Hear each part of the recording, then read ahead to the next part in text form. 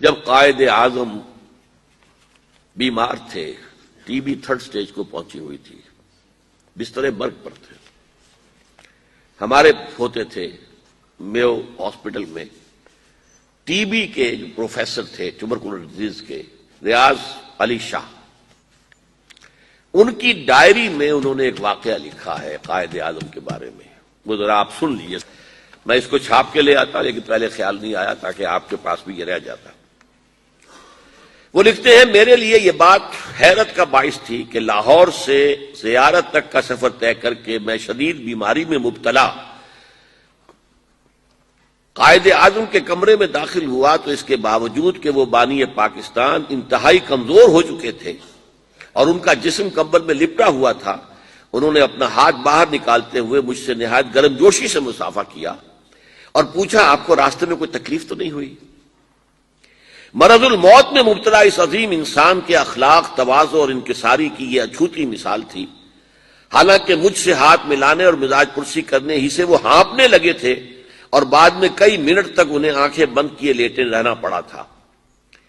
ایک بار ہم خوف زدہ تھے کہ خون اور تھوک وغیرہ کی تحقیق کے جو نتائج سامنے آئے ہیں انہیں قائد اعظم کا کیسے پہنچائیں۔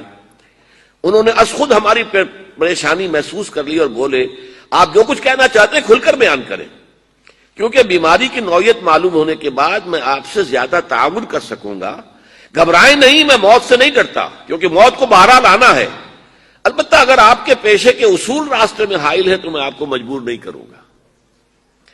بر صغیر کے مسلمانوں کو ایک آزاد وطن سے روشناس کرانے والے قائد اعظم کا خدا پر ایمان اور اصولوں پر یقین ہمارے لیے خوشگوار حیرت کا باعث تھا۔ قائد اعظم بظاہر ان معنوں میں مذہبی رہنما نہ تھے جن معنوں میں ہم عام طور پر مذہبی رہنما کا لفظ استعمال کرتے ہیں، لیکن مذہب پر ان کا یقین کامل تھا۔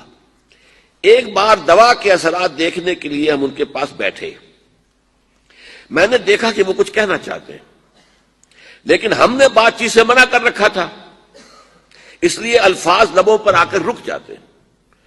اس ذاتی کشمکش سے نجات دلانے کے لیے ہم نے خود انہیں دعوت دی تو وہ بولے، اب یہ الفاظ ہے جس کے لیے میں نے یہ سارا پس منظر آپ کو سنایا۔ تم جانتے ہو جب مجھے یہ احساس ہوتا ہے کہ پاکستان بن چکا ہے تو میری روح کو کس قدر اطمینان ہوتا ہے۔ یہ مشکل کام تھا اور میں اکیلا اسے کبھی نہ کر سکتا تھا۔ میرا ایمان ہے کہ یہ رسول خدا کا روحانی فیض ہے کہ پاکستان وجود میں آیا صلی اللہ علیہ وسلم۔ اب یہ پاکستانیوں کا فرض ہے کہ وہ اسے خلافت راشدہ کا نمونہ بنائیں تاکہ خدا اپنا وعدہ پورا کرے اور مسلمانوں کو زمین کی بادشاہت دے۔ سارا میری گفتگو کا جو ہے مواد اس میں موجود ہے۔ زمین پر بادشاہت مسلمانوں کو اللہ تعالیٰ عطا فرمائے اگر پاکستان میں خلافت راشدہ کا نظام قائم کر دیا جائے۔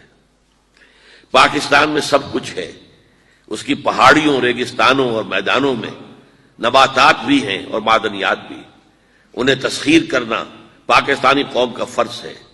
قوم نیک نیتی، دیانت داری، اچھے اعمال اور نظم و ضبط سے بنتی ہے اور اخلاقی برائیوں، منافقت، زر پرستی اور خود پسندی سے تباہ ہو جاتی ہے۔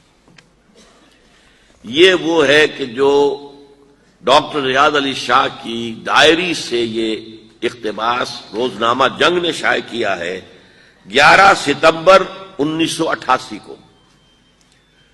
11 ستمبر 1948 کو قائد اعظم کا انتقال ہوا، تو گویا کہ 40ویں برسی پر، قائد اعظم کی 40ویں برسی 11 ستمبر سن 88 کو جو خاص کو ایشو شائع ہوا ہوگا اس میں یہ واقعہ شائع کیا گیا، جو پھر ہم نے وہاں سے لے کر ندائے خلافت کے کور پر شائع کیا تھا، سرورق پر۔ یہ تھا مقصد اس پاکستان کا۔